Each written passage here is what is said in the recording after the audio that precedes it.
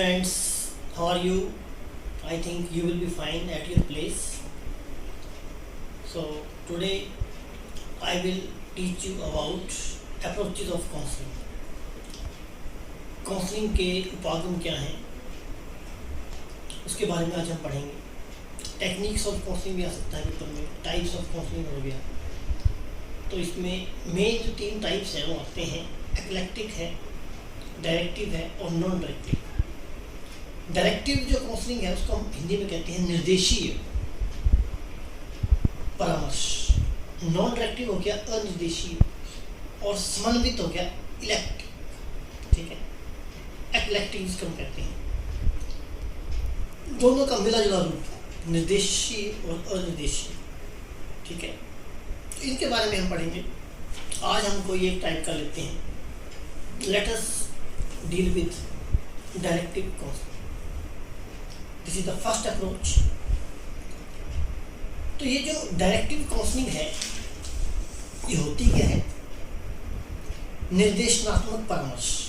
इसमें आपने एक बात ध्यान रखनी है, ये एक ऐसी प्रविधि है, एक ऐसी टेक्निक है, एक ऐसी अप्रोच है या एक ऐसी टाइप कह सकते हो जिसमें परामर्श दाता को ही महत्व दिया जाता है। काउंसलर मेन जो पार्ट अदा करता है वो काउंसलर ही अदा करता है। ठीक है, तो कई बार यूजीसी नेट के एग्ज़ाम होते हैं एजुकेशन के, उसमें क्वेश्चन दिया जाता है कि डायरेक्टिव काउंसलिंग के प्रवर्तक कौन है। तो इसके जो प्रवर्तक थे इस विधि के, इस प्रविधि के, इस विचारधारा के, वो थे विलियमसन। ठीक है, विलियमसन इस विधि के प्रवर्तक थे या हैं। और ये एक ऐसी विधि है जिसको हम काउंसलर सेंटर्ड टेक्निक कहते हैं, परामर्शदाता केंद्रित परामर्श भी हम इसको कहते हैं। मतलब परामर्शदाता को ही अत्यधिक महत्वपूर्ण स्थान यहाँ पर दिया जाता है। और जो परामर्श प्रार्थी है जिसको हम क्लाइंट कहते हैं, काउंसलिंग कहते हैं, उसका जो स्थान है वो गौण होता है, मतलब सेकेंडरी प्लेस ऑक्युपाई करता है।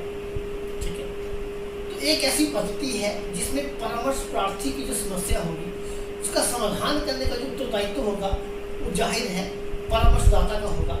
और परामर्शदाता ही परामर्श प्रार्थी की समस्याओं को प्राप्त करता है, वो उसका हल निकालता है, उनके कारणों के बारे में जानकारी प्राप्त करता है, उनका निदान करता है और अंत में परामर्श प्रार्थी को उपचारात्मक निर्देश भी देता है। ठीक है, remedial instructions also provided by the counsellor to the counsellor at the end. तो इस प्रकार हम ये कह सकते हैं कि परामर्शदाता जो है वो पूर्ण रूप से परामर्श प्रार्थी का मार्गदर्शन करता है। जहाँ तक इसकी बात आती है, इसकी एजम्पशंस क्या हो सकती हैं, क्या धारणाएं हो सकती हैं। तो विली और एंड्रू ने कुछ डायरेक्टिव काउंसलिंग की कुछ धारणाएं बताई, एजम्पशन बताई। उन्होंने कहा कि जो परामर्शदाता है वो अधिक योग्य है, प्रशिक्षित है और अनुभवी है। अगर ऐसा है तो वो अच्छी सलाह समाधान के लिए दे सकता है। If the counsellor is trained, he is able, he is experienced, then he can provide good advice regarding the solution of the problem. Second क्या है, सूचनाओं के बिना जो परामर्श चाहने वाला है वो समस्या का समाधान किसी सहायता के बिना नहीं कर सकता। सूचनाओं के अभाव में कभी भी समस्या का हल नहीं होता। बिना सूचना की समस्या का हल कैसे हो सकता है? You cannot solve any problem without information। ठीक है, तो जो क्लाइंट है वो भी समस्या का समाधान किसी सहायता के बिना और सूचना के बिना नहीं कर सकता। तो ये इसकी मेन अजम्पशन है। थर्ड आ सकता है कि जाहिर है जो एक्टिव पार्ट अदा कर रहा है इस प्रक्रिया में वो काउंसलर है। Counsellor plays an active part in the process of counselling. परामर्शदाता परामर्श की प्रक्रिया में जो सक्रिय भूमिका है वो निभाता है और जो परामर्श प्रार्थी है उसकी अपेक्षाकृत कम क्रियाशीलता होती है। वो भी एक्टिव होता है but relatively less active. Here the client is relatively less active as far as the counselor is concerned. Then fourth इसमें आ सकता है जो assumption है कि एक ऐसी प्रक्रिया डायरेक्टिव काउंसलिंग जिसमें जो निर्णय है वो तो परामर्शदाता ही लेता है, ठीक है, लेकिन ये कहता है परामर्शदाता वो सब कुछ करता है जिस पर परामर्श प्रार्थी स्वयं निर्णय न ले सके. Client is not able to take decision himself. So the counselor is there. He is able to do everything because counselor is not able to take decision. परामर्शदाता जो है वो सोचता है, वर्णन करता है, निष्कर्ष निकालता है, सलाह देता है. इन सब के द्वारा वो ये प्रयास उसका रहता है कि वो परामर्श प्रार्थी को ये बताए कि वो उसकी समस्या को हल कर सकता है, ठीक है, निर्णय के द्वारा, सोच समझ के द्वारा, डिस्कशन के द्वारा, कंक्लूजन के द्वारा वो परामर्श प्रार्थी की समस्या को हल करने की हर संभव कोशिश यहाँ रहती है. तो एक काउंसलर सेंटर्ड अप्रोच हम इसको कह सकते हैं, टाइप हम कह सकते हैं, ठीक है, जो डायरेक्टिव काउंसलिंग है. इसके स्टेप्स भी हैं. स्टेप्स अगर हम इस लिख दें तो ज़्यादा अच्छा है. पहला स्टेप तो यही आता है कि सिंथेसिस, और ये जो स्टेप्स थे ये विलियमसन ने ही सुलझाए, बताए. सिंथेसिस का मतलब यहाँ पर क्या है कि जो भी बेसिक मटेरियल है उसको मैकेनिकली और ग्राफिकली ऑर्गेनाइज करके उसका संश्लेषण करना. ठीक है, जो चीजें बिखरी पड़ी हैं उनको इकट्ठा करिए, जो इंफॉर्मेशन अधूरी है उसको लेके आइए, तभी समस्या का निर्माण होगा. तो first step is synthesis. Then the second one is analysis. छात्रों के संबंध में अगर पूरी जानकारी प्राप्त हो जाती है तो उसको विभिन्न प्रकार से समझ लेना चाहिए, और विभिन्न प्रकार से समझने के बाद जो आपके पास डिवाइसेस हैं, इंस्ट्रूमेंट्स हैं, जो भी आपके पास सोर्सेज हैं, साधन हैं, उनके द्वारा हम आंकड़े इकट्ठे करके हम उनका विश्लेषण करते हैं, उनको अलग अलग करते हैं. ठीक है. तीसरा आ सकता है डायग्नोसिस, निदान. निदान क्या हो सकता है? परामर्श लेने वाले की जो समस्या है उसके मूल कारणों को खोजना. यहाँ पर basic reason behind the problem of the client. ठीक है. और जो भी छात्र है उसके द्वारा जो समस्या बताई गई है उसकी जो प्रकृति है और उसके कारणों को जो एक सूत्र रूप में उसका वर्णन करना है. ठीक है, बहुत ही इंपॉर्टेंट है ये डायग्नोसिस. और चौथा आता है स्टेप प्रोग्नोसिस, फलानुमान. फलानुमान कहते हैं जो भावी समस्याएं हैं छात्र की, उनकी संभावना को ज्ञात करते हुए जो प्रोग्नोसिस है वो करते हैं यहाँ पर. ठीक है, आने वाले जो समस्याएं हैं, भावी समस्याएं हैं, उनकी संभावना क्या हो सकती है, ये क्या समस्या हो सकती है, उसको ज्ञात करना, उसका पता लगाना और फिर उसके फल का अनुमान निकालना. प्रोग्नोसिस. ठीक है. द नेक्स्ट वन इज परामर्श प्रार्थी. मतलब जो परामर्श प्रार्थी तो क्लाइंट ही हो गया. परामर्श प्रार्थी एडजस्टमेंट कर सके, रीएडजस्टमेंट कर सके, उसके लिए प्रयास करना भी यहाँ पर इसका एक स्टेप गिना जाएगा. He has to make his best so that he can adjust, he can readjust. The next one and last one is follow.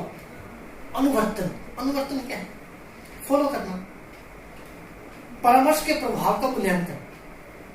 How much the effectiveness of the counseling is there. That has to be evaluated in this step. So this is the follow. ठीक है. तो ये आपके steps थे, assumption थे, और होता क्या है ये थे. थोड़े से एडवांटेजेस और डिसएडवांटेजेस को मैं डिस्क्राइब कर देता हूँ ताकि कम से कम एक जो आपका अप्रोच है वो पूरी हो जाए.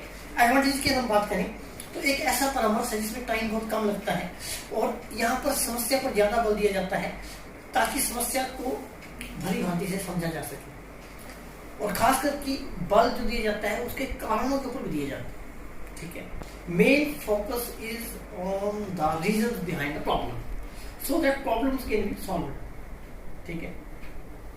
और एक बात जो बहुत इंपॉर्टेंट एडवांटेज है इसका वो ये है कि बच्चे का जो व्यक्तित्व है उसके संवेगात्मक पक्ष को नहीं पर उतना बल नहीं दिया जाता जितना उसके बौद्धिक पक्ष के ऊपर बल दिया जाता है। इंटेलेक्चुअल एस्पेक्ट के ऊपर ज्यादा फोकस है देन इमोशनल एस्पेक्ट। संवेगात्मक पक्ष की बजाय बच्चे के बौद्धिक पक्ष पर यहाँ पर ज्यादा बल दिया जाता है, और बौद्धिक स्तर पर अगर समस्या का समाधान होता है तो जो स्थायी और प्रभावपूर्ण प्रभाव है वो यहाँ पर देखा जा सकता है। इसके अलावा कुछ एक टेस्ट होते हैं, कुछ एक विधियां होती हैं, उनका भी हम प्रयोग इसमें करते हैं।